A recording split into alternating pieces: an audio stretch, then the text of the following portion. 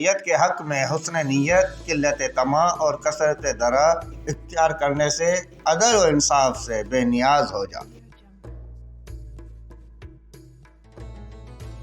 قیامت کو آدمی اپنے حق میں نہایت صداقت اور راستی سے کلام کرے گا اور اس کی خود اپنے اعمال اس کے گواہ ہوں گے۔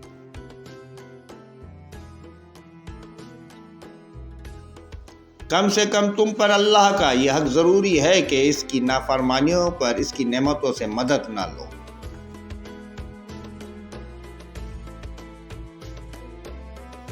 لوگوں پر حق ہے کہ وہ ہماری اطاعت اور ولایت کو قبول کریں اور ان کو اس کے عوض اللہ کی بارگاہ سے بہت اچھا بدلہ ملے گا۔ علم اور اہل علم کو وہ لوگ حقیر سمجھتے ہیں جو جاہل اور نادان ہیں، اور تکبر وہی کرتے ہیں جو کمینے اور گمنام ہیں۔ نیکیوں کے حق میں غرور و تکبر جیسی کوئی چیز مضر نہیں، اور فضائل کے حاصل کرنے میں عقل کے برابر کوئی چیز مفید نہیں۔ ہمارا لوگوں پہ کچھ حق ہے، اگر ہمیں ملے گا تو بہت، ورنہ ہم دونوں پہ سوار ہو کر اس کا مطالبہ کریں گے، گو ہم کو کتنا دور دراز کا سفر کرنا پڑے۔ اللہ نے اپنے بندوں کے حقوق کو اپنے حقوق کے لیے گویا پیش خیمہ بنایا، بس جو شخص بندوں کے حقوق ادا کرتا ہے وہ آخر اللہ کے حقوق ادا کرے گا۔ بھائیوں کے حقوق ضائع کرنا اللہ کی توفیق سے محروم رہنے کی علامت ہے، اور برائی کرنے والے کے ساتھ بھلائی کرنا کمال ایمان کا نشان ہے۔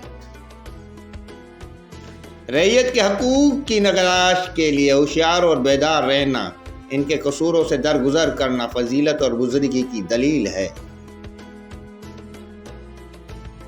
سب سے پہلے تم پر اللہ کے یہ حقوق فرض ہیں کہ اس کی نعمتوں کا شکر بجا لاؤ اور اس کی رضا جوئی کی تلاش میں رہو۔ کسی شخص کے حقوق کی رعایت کی وجہ سے اس پر حقوق قائم کرنے میں مت جھجک۔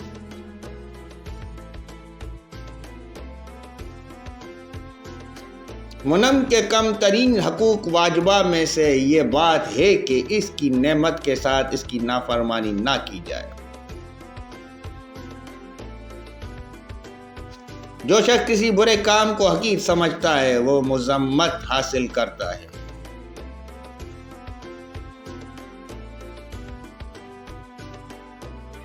سلام سلام یا صاحب الزمان، سلام سلام یا فرزند فاطمہ زہرا، سلام علیہا، سلام۔